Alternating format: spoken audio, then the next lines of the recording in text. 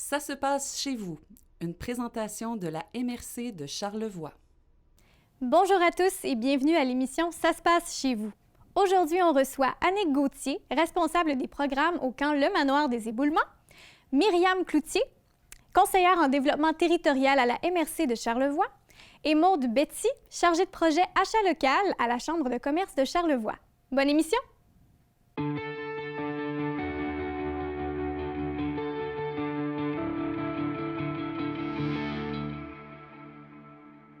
J'accueille maintenant Annick du camp Le Manoir. Bonjour Annick. Bonjour Émilie. Alors, c'est bientôt la semaine de relâche pour les familles. Donc, qu'est-ce que vous avez organisé, vous, au camp Le Manoir pour cette semaine-là? Oui, bien, on a une grosse semaine quand même de prévu. D'abord, pour nous, la semaine de relâche débute le lundi le 28 février jusqu'au 4 mars. Le lundi, on reçoit les parents avec les enfants pour une journée de camp. Donc, c'est comme une journée de camp que les enfants sont habitués de vivre, sauf que cette fois-ci, ils peuvent apporter leurs parents avec eux. Donc, il va y avoir 4 activités en rotation. Escalade, tir à l'arc, tir à la carabine et un grand jeu surprise là, qui aura lieu à l'extérieur. Il va y avoir un feu de camp aussi à l'extérieur. Les familles vont pouvoir manger soit à l'extérieur autour du feu, soit à l'intérieur comme ils le désirent. Donc, ça, c'est pour le lundi 28 février. Ensuite, le mardi, on passe à la journée des grands-parents. On a une activité pour eux le matin, une activité d'art, donc avec Alexandra Ciarlot des ateliers Ciarlot à la Malbaie.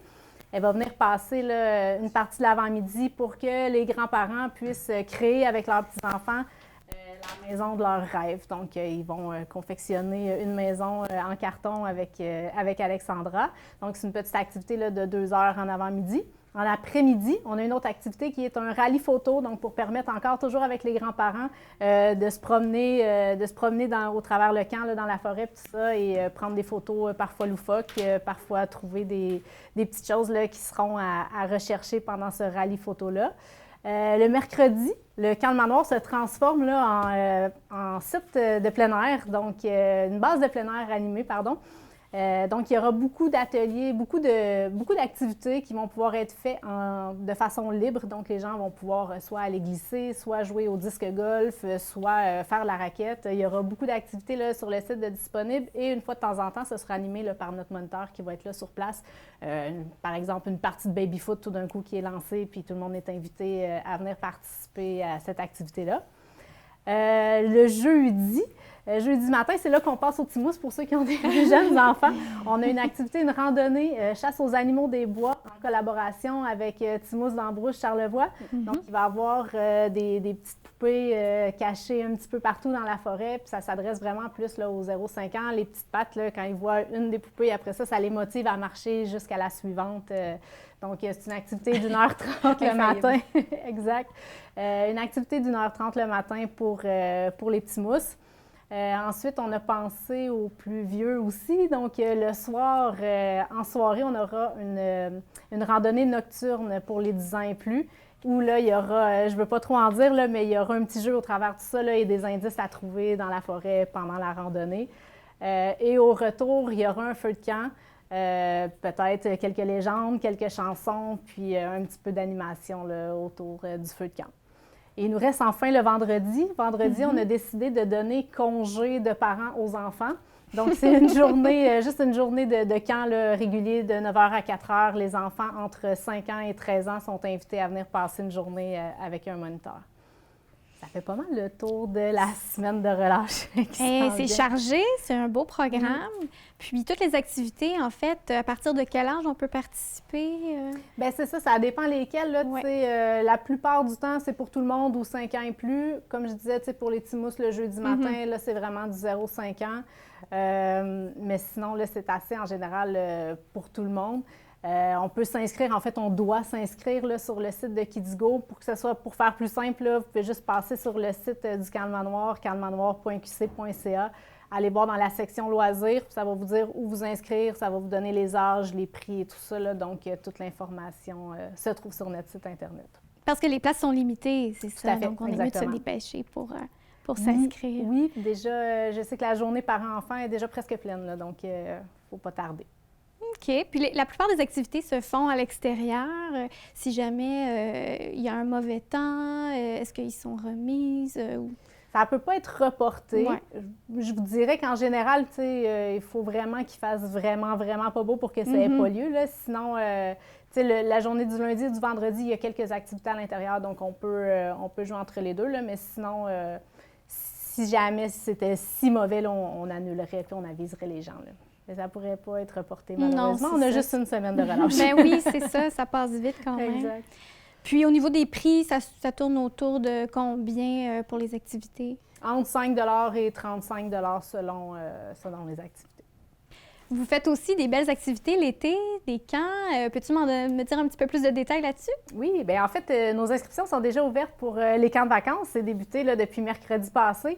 Donc, on a des camps de vacances qui s'appellent Plein air et légendaire. Donc, c'est des camps de 2 semaines. Il y a également des camps d'1 semaine. Dans le camp de 2 semaines, là, on vit des activités de plein air avec une petite thématique seigneuriale. Donc, ramener le côté historique. Comme vous savez, le camp est sur un site, un ancien site seigneurial. Donc, on ramène un peu cette thématique-là. Il y a un camp d'1 semaine également. Et on a une nouveauté cette année, INICamp. Donc, pour les plus petits, parce qu'habituellement, nos camps, c'est de 8 à 14 ans. Donc là, INICamp, c'est pour les 6 ans à 8 ans. Donc, pour ceux qui sont déjà prêts à l'aventure, mais qui ne voudraient peut-être pas se passer de maman et papa pendant si longtemps. Donc, c'est un camp de 2 nuits, 3 jours, où ils peuvent commencer là, à vivre les activités de camp. On a également des camps spécialisés. Donc, dans ces camps-là, c'est un mélange entre nos activités régulières là, de camp et il y a un spécialiste qui est sur place pour vivre une spécialité comme telle. Donc, par exemple, on a un camp de judo d'1 semaine en collaboration avec Diane Miotte. On a un camp de pêche à la mouche en collaboration avec la compagnie Spirit. On a un camp de grandeur nature avec Versebox, c'est une nouveauté cette année. Et un camp nature et aventure. Le nom ressemble un petit peu, mais là, on va plus là, vers les sciences naturelles, découverte de la nature et tout ça, avec GAEP, que vous connaissez probablement. Donc, il y a un éducateur naturaliste sur place là, qui va en apprendre davantage avec les enfants sur les belles découvertes de la nature. Donc, en ce moment, ça, c'est en cours pour les inscriptions.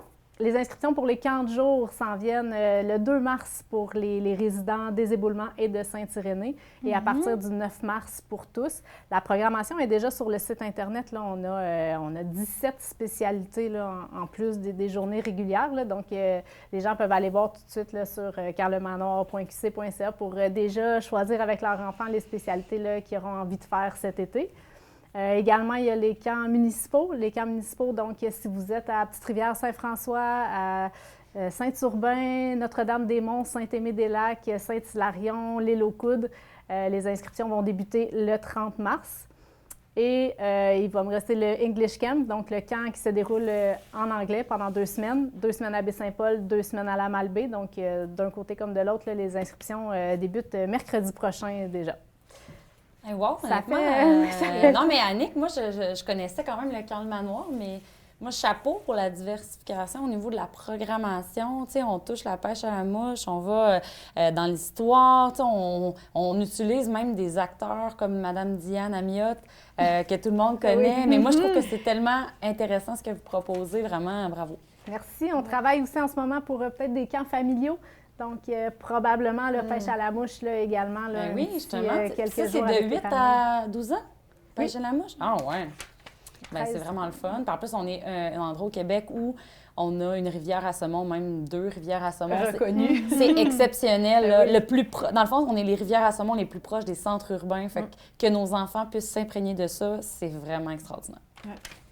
Merci. Oui, c'est vraiment une belle qualité de vie qu'on a en région. Il faut en profiter. Exact. Il faut découvrir ces nouvelles activités-là en famille aussi. Merci, Annick. Bien, ça me fait plaisir. Restez là. Après la pause, on rencontre Myriam Cloutier qui vient nous parler de paysards.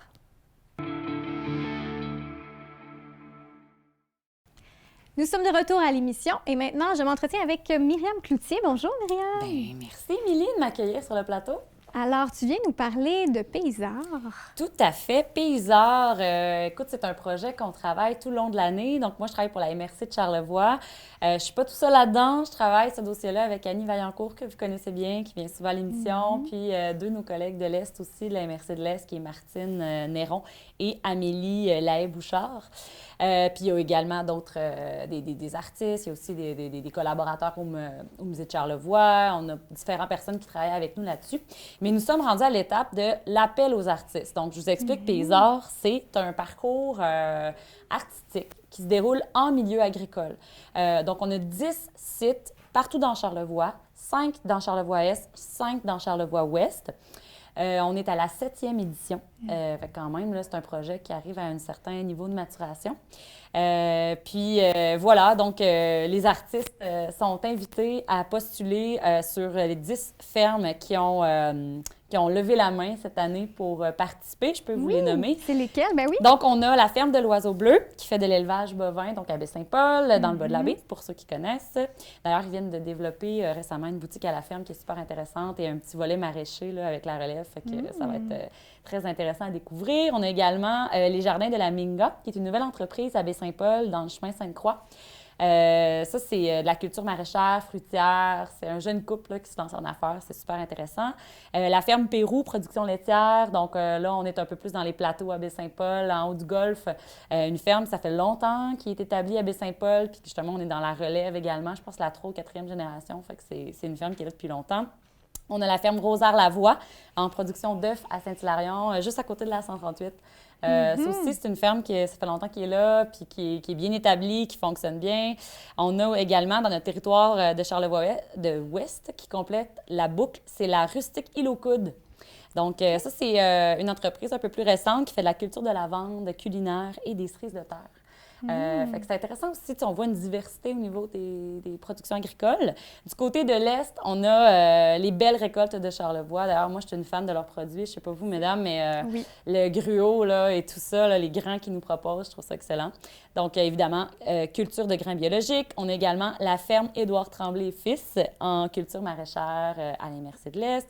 On a aussi la ferme Assiel-sur-Mer. Donc, ça, c'est de la culture d'herbes médicinales et de fleurs, pour ceux qui connaissent moins cette entreprise-là. D'ailleurs, c'est vraiment un très bel endroit aussi. La ferme du Ruisseau Jureux, qui est de la culture maraîchère, et la ferme Grégoire Fortin et Fils, production laitière. Fait que vous voyez, il y a vraiment un éventail d'entreprises qui est autant, je vous dirais, de l'agriculture un peu plus de créneaux maraîchères que de l'agriculture traditionnelle. Puis c'est important pour nous là, de valoriser tout ça. Donc, le parcours Paysard, par rapport à ça, c'est qu'on invite des artistes à venir créer sur ces fermes-là. D'ailleurs, il y a un beau lien aussi avec la récupération d'objets agricoles parce que, justement, d'ailleurs, ceux qui sont intéressés par l'appel à projet, là, il va être disponible sur nos sites Internet des deux MRC. Mais à chaque entreprise a regardé, bon, qu'est-ce qu'il y a chez nous qu'on pourrait récupérer puis qu'est-ce qu'on pourrait donner une deuxième vie?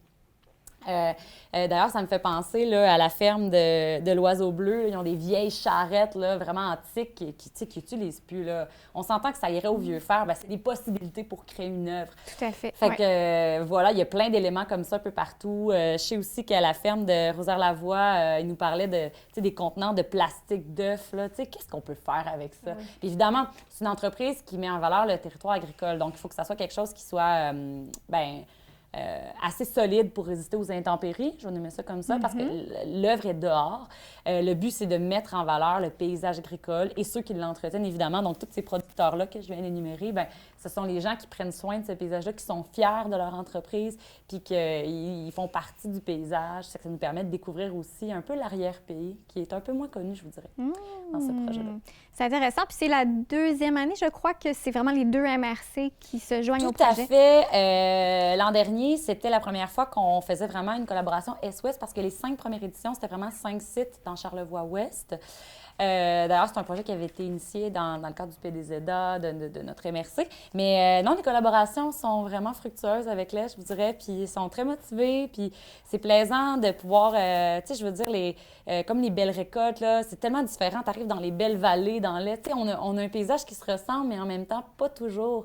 Fait que c'est très... Moi, j'invite tout le monde à faire le parcours, là, sincèrement. Puis c'est un parcours estival qui a lieu de la Saint-Jean-Baptiste, donc 24 juin, jusqu'à Lac-Sainte-Grâce. Donc, on a vraiment une longue période de temps pour pouvoir voir ces œuvres-là, qui vont être installées à peu près début juin, je vous dirais, par les artistes.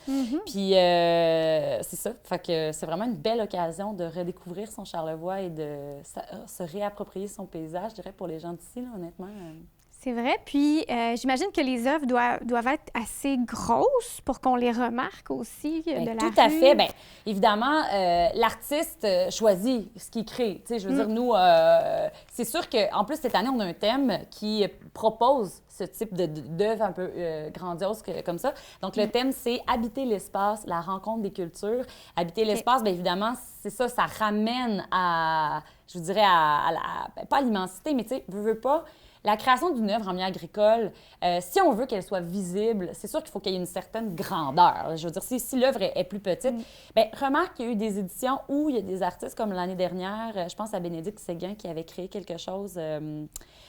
C'était vraiment tout en finesse, mais tu sais, elle, c'est une joaillière, donc elle avait recréé les étapes de la fleur, là, voyons, ça m'échappe l'entreprise qu'elle avait créé ça, mais tu sais, c'était vraiment tout en finesse, mais en même temps, c'était très en lien avec l'entreprise. Mais ça reste que l'artiste, il est libre de sa proposition.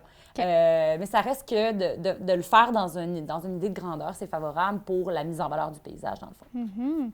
Puis, qui peut s'inscrire en tant qu'artiste? Est-ce que c'est seulement les artistes professionnels ou les amateurs peuvent s'inscrire aussi? Effectivement, c'est une bonne question. Non, les amateurs peuvent s'inscrire aussi. Je vous dirais, la différence, c'est le cachet. Donc, un artiste professionnel va avoir un cachet plus grand pour l'œuvre qu'il va créer. Même d'ailleurs, il y a déjà eu des artistes, pas des artistes, mais des architectes paysagers qui ont déposé des propositions qu'on a retenues parce que effectivement, on peut aborder ça de plein de façons. Puis la vision de l'architecte paysager est super intéressante là, pour la mise en valeur. D'ailleurs, c'est un peu ça, sa vocation, mise en valeur du paysage. Fait que non, ça n'a pas nécessairement besoin d'être professionnel. C'est juste une petite question, une petite différence de cachet, mais quand même, non, pas nécessairement. Donc, on invite tout le monde là, qui peuvent être intéressés à ça, évidemment, à aller sur les deux sites. Donc, le site de... Bien, vous n'avez pas besoin d'aller sur les deux sites. Dans le fond, c'est la même appel de projet qui est disponible sur les deux sites. Mais vous pouvez passer via le site de la MRC de Charlevoix ou celui de la MRC de Charlevoix-Est, vu que nous sommes en collaboration depuis la deuxième année. Jusqu'au 20 mars. Tout à fait. Ouais. Donc, vous avez jusqu'au 20 mars pour aller consulter. Puis d'ailleurs, l'appel de projet, je l'ai dans les mains. Tu sais, dans le fond, on voit chacun des sites agricoles. Vous pouvez voir des photos, donc les endroits qui ont été ciblés par les agriculteurs pour où qui peuvent aller les œuvres. On a aussi une carte, tu sais, comme géolocalisée qui dit, bon, ben l'entreprise agricole, comme ici, par exemple, la voici. Voici les sites où qui sont proposés. Parce qu'évidemment, nous, on a rencontré tous ces producteurs-là. Fait qu'on a identifié des endroits où l'œuvre ne nuirait pas, par exemple, au déplacement de la machinerie, aux livraisons, puis où qu'on met vraiment en valeur quelque chose. Tu sais, parfois, c'est un silo qui peut être disponible pour peindre. Parfois, c'est une murale qui peut être simplement de l'accrochage. Parfois, ça peut être une installation en tant que telle vraiment disponible, un endroit où on peut mettre quelque chose d'autonome. C'est vraiment différent à chacun des sites. Fait que c'est vraiment l'outil par excellence. C'est l'appel de projet qui est sur nos deux sites là, que les artistes peuvent se référer pour voir si jamais ils ne seraient pas bien inspirés. Mais je vous jure qu'il y a de l'inspiration à avoir avec ces sites agricoles-là. Oui, juste à t'entendre parler, je me sens inspirée. Là. Bon, écoute. Écoute, merci beaucoup. Ça fait plaisir. Restez là parce qu'après la pause, on rencontre Maude Betty qui vient nous parler de la chouenne. Alors, on est de retour à l'émission et on s'entretient avec Maude Betty, chargée de projet achat local pour la Chambre de commerce de Charlevoix. Absolument. Alors, Maude, tu es venue nous donner des petites nouvelles de la chouenne. Oui, bien oui, je suis venue vous parler je suis venue chouiner, en fait, hein, on va se le dire. Dans le fond, on a lancé la chouenne avec la Chambre de commerce, mais avec plusieurs partenaires là, à l'automne dernier, donc en novembre. Puis déjà, là, les Charlevoisiens sont au rendez-vous depuis le jour 1. On a plus de 300 000 chouennes en circulation. C'est énorme pour faire un parallèle. Là, il y a 2 ans, il y avait eu la campagne Charlevoix fort, là, les chèques d'encouragement pour dépenser localement. Il avait atteint là, la vente de 150 000 $ en chèques cadeaux. Fait que là, déjà, à 300 000, on est capable de mesurer là, une belle réussite, surtout un saut de confiance de la population qui a adhéré là, au programme. Évidemment, ça a eu l'effet miroir avec les commerçants. Hein. Les commerçants ont embarqué dans l'aventure. On a plus de 150 commerces là, qui font partie du réseau, c'est-à-dire chez qui on peut payer, régler nos dépenses en chouenne. Fait que c'est quoi la chouenne? Hein? C'est une monnaie locale qui se décline en papier ou en numérique. Fait que là, j'ai ma collègue Myriam qui nous a apporté son enveloppe. Fait que quand vous commandez des chouennes, vous les recevez dans une enveloppe cartonnée scellée, comme celle-ci. Et puis, je vais vous montrer les papiers parce qu'ensuite, je vais vous parler du numérique. Donc, c'est des billets qui sont sécurisés. Fait que monsieur, madame, tout le monde va se procurer des chouennes. Pourquoi on ferait ça? Bien, dans un premier temps, parce qu'elles sont bonifiées. Fait que vous gagnez 5 à chaque fois que vous faites une conversion de vos dollars canadiens. Donc, si vous achetez 100 de chouennes, bien, vous allez avoir 105 chouennes à dépenser chez vos commerces préférés.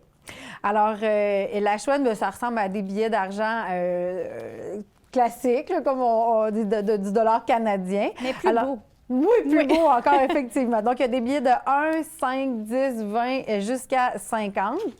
Et puis, ils sont tous différents parce qu'à l'endos, il y a différentes œuvres d'art. Je sais que nos collègues de TVCO pourront faire un montage pour que vous voyez mieux les belles œuvres. Là, mais dans le fond, c'est des artistes de la région il y a eu un appel de projet.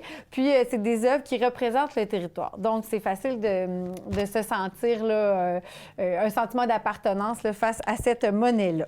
Donc, cette monnaie-là, elle est reconnue. Donc, la chouenne, elle a parité avec le dollar canadien. Donc, 1 dollar vaut une chouenne. Et puis, elle est légale. Donc, c'est un peu comme un certificat cadeau, le principe là, fiscal. On ne se perdra pas là-dessus aujourd'hui. Moi, dans le fond, ce que je voulais mettre de l'avant, c'est que en tant que charlevoisien, quand on fait le choix de prendre la peine de convertir nos dollars canadiens en chouenne, ce qu'on fait, c'est de devenir des ambassadeurs de l'achat local. En fait, on est là pour dire à nos commerçants, à nos entreprises de services, à nos restaurateurs qu'on est solidaires envers eux. Puis on se donne un outil périn dans le temps. Hein. Les chèques cadeaux, c'est une chose, mais une monnaie locale, c'est là pour rester. Ça n'a pas de date de péremption. Vos billets sont toujours bons, sont toujours valides. Vous pouvez toujours recharger vos comptes numériques également. Alors, c'est vraiment une confiance qu'on démontre là, envers nos commerçants. Et puis, bien, ça a aussi l'effet que nos commerçants doivent, une fois qu'on dépense chez eux, ils doivent, eux, redépenser ces chouennes-là dans leur réseau. Fait qu'il y a certains commerçants qu'on approchait puis qui nous disaient, bien là, moi, j'ai pas vraiment de fournisseurs locaux par la nature de leur commerce ou... Puis bien là, nous, notre travail, le mien, entre autres, c'est de m'asseoir avec chacune de ces entreprises-là pour développer leur réseau local. Fait que c'est-à-dire, même si, peu importe, ton commerce se procure ou s'approvisionne d'une matière peut-être extérieure à Charlevoix, bien, tu peux quand même avoir un comptable dans Charlevoix, tu vas payer de la publicité, un déneigeur, des salaires. Fait qu'il y a toutes sortes de façons de redépenser ses chouennes quand on est un entrepreneur. Pour que ça fasse le cercle au complet. Exactement, tu as tout compris. Fait que si on prend le parcours de la chouenne, là. Mettons, moi, j'achète mes chouennes, puis là, je pars, puis je m'en vais payer mon boulanger avec mes chouennes. J'achète mon pain. Là, ensuite, le boulanger, lui, il va aller payer son grain chez l'agriculteur, qui, lui, va payer peut-être son comptable, qui, par la suite, va acheter un frigidaire usagé. Ça m'amène à vous présenter aussi le fait qu'on peut payer de personne à personne. Hein. Fait que moi, je pourrais t'acheter, Émilie, ton beau chandail. Mettons que tu voudrais le vendre sur le marketplace. Bon, bien, les puces de Charlevoix, c'est un bel exemple d'utilisation de la chouenne également. Jean-François Martel, qui est un bel ambassadeur aussi là, du projet. Donc, tu sais, il y a toutes sortes de façons de réutiliser ces chouennes, mais l'idée, c'est de la faire circuler. Ça ne sert à rien de l'économiser, ça ne sert à rien de l'accumuler. Elle ne prendra pas de valeur, elle ne fructifiera pas. Son seul et unique but, c'est de circuler, puis d'aider nos entreprises locales. Hein. Le but premier, c'était d'amener les gens à freiner l'exode du dollar vers les grands centres. Fait que c'est vraiment un moyen dont on se dote, puis qui fait aussi rayonner là, la région. On a des gens de toutes les villes, de partout, qui s'intéressent à notre projet parce que c'est sûr que c'est innovateur. Un, parce que c'est régional. Hein. Souvent, les monnaies locales sont à petite échelle, c'est des initiatives citoyennes. ça se passe sur une petite rue, quelques commerces. Tandis que nous, là, c'est de Petite-Rivière-Saint-François jusqu'à Baie-Sainte-Catherine, en incluant les Low-Coudes. Donc, c'est 13 municipalités qui acceptent la chouenne. C'est vraiment innovant là, comme façon de faire. Les 2 MRC ont travaillé en collaboration aussi là-dedans, le SADC, les centres-villes, l'Association des gens d'affaires. C'est sûr que si je veux les nommer, je vais en oublier. Sur notre site Internet, la chouenne Charlevoix-Fort, dans le fond, vous pouvez voir l'ensemble de nos partenaires. Tout ça n'aurait pas pu voir le jour non plus sans la Fédération des chambres de commerce qui a mis en place un programme là, pour le développement de l'achat local. Donc, tout ça a fait en sorte que le projet a pu voir le jour. Fait que voilà, on a aussi des beaux partenariats qui s'en viennent là, avec Tourisme Charlevoix, donc j'avais oublié de nommer Tourisme et Low-Coudes, Desjardins qui va financer une partie du travail de sensibilisation à l'achat local qu'on veut faire autant avec la population qu'avec les commerçants. Et puis, bien, une des dernières nouvelles qu'on a annoncées, c'était le Festif, qui est devenu un fier ambassadeur de la chouenne, qui va l'accepter sur l'ensemble de ses sites là, lors de leurs événements. Donc, pas seulement pendant l'été. On sait qu'ils ont de plus en plus d'événements connexes là, à leur festival de juillet. Donc, partout, on pourra toujours payer en chouenne avec le Festif. Pour nous, là, c'est une belle façon de rayonner. Avec les associations touristiques aussi, là, on prévoit des campagnes de promotion pour que les touristes aient envie de faire du tourisme durable, tu sais, d'arriver ici, de s'informer, d'aller chercher l'application et puis de dépenser chez les fournisseurs locaux. Ça m'amène, là, que j'ai oublié de vous parler de l'application. Dans le fond, la monnaie, oui, elle existe papier, mais elle est surtout, je dirais avant tout, une application. Donc, peu importe le style de téléphone que vous avez, vous allez sur le site Internet, vous allez chercher l'application. Et puis ça va vous donner accès à votre compte de chouenne. Donc, que vous ayez des chouennes ou pas, vous pouvez aller chercher l'application. Puis quand vous le sentirez, vous pourrez vous acheter des chouennes. Donc, une fois que c'est fait via l'application, vous allez pouvoir voir le répertoire des commerçants qui acceptent la chouenne. Fait que si, par exemple, moi, je suis pas habituée d'aller à Clermont, bien, quand j'arrive à Clermont puis je me cherche un dîner, je rentre sur mon application puis là, je peux voir proche de moi quels sont les restos qui acceptent la chouenne. Fait que c'est tout aussi valable pour les gens de Charlevoix que pour les touristes. Puis, ça invite aussi tous les commerçants qui adhèrent à la chouenne à faire des annonces ou de la promotion. Fait qu'on pourrait dire, pour prendre l'exemple d'un café, si vous venez payer en chouenne cette semaine au café, on vous offre un muffin en extra. Fait que c'est un exemple, mais c'est un bel outil de fidélisation là, pour nos commerçants. Fait que même, j'aimerais te relancer, tu sais, comme tu l'as dit, ça, c'est les chouennes que j'ai parce que moi, je suis une citoyenne qui utilise les chouennes dans la vie, tout à fait. Et même, j'ajouterais quelque chose à ce que tu dis. Moi, je choisis mon achat en fonction de ceux qui prennent la chouenne. Tu sais, je vais être fière de payer en chouenne. Il y a cet élément-là aussi. Tu sais, moi, j'encourage tous les gens qui ont des commerces dans Charlevoix à embarquer dans cette monnaie locale-là parce que la clé, c'est vraiment toute cette synergie-là qu'on a entre le citoyen, entre l'entreprise. Puis honnêtement, des gens comme moi, là, dans la trentaine, qui font ce choix-là, autant pour l'environnement que pour la solidarité sociale, il y en a plein.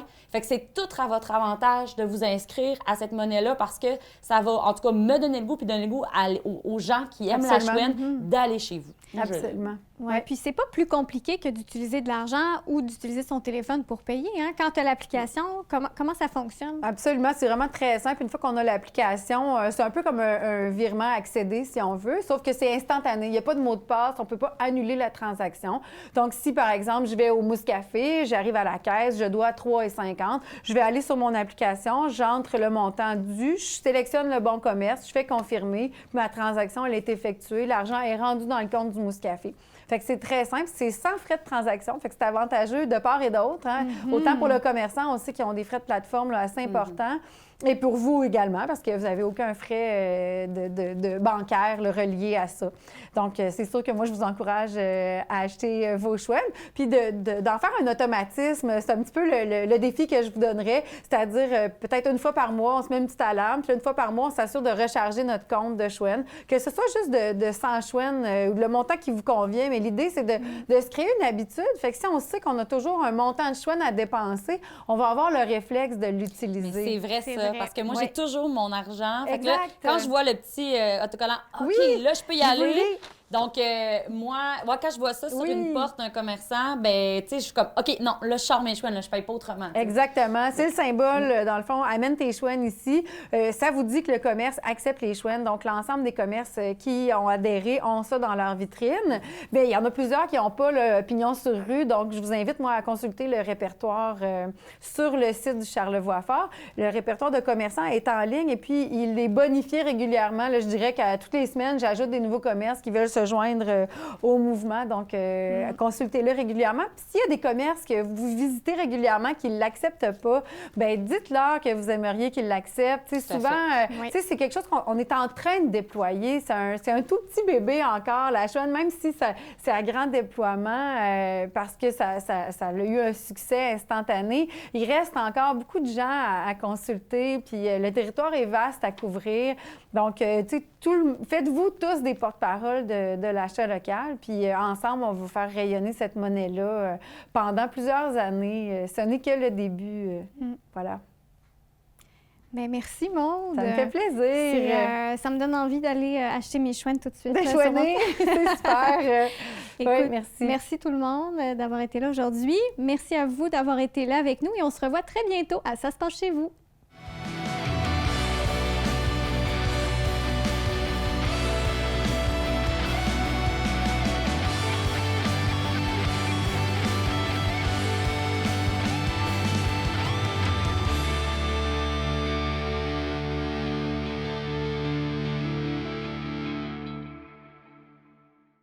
Ça se passe chez vous, une présentation de la MRC de Charlevoix.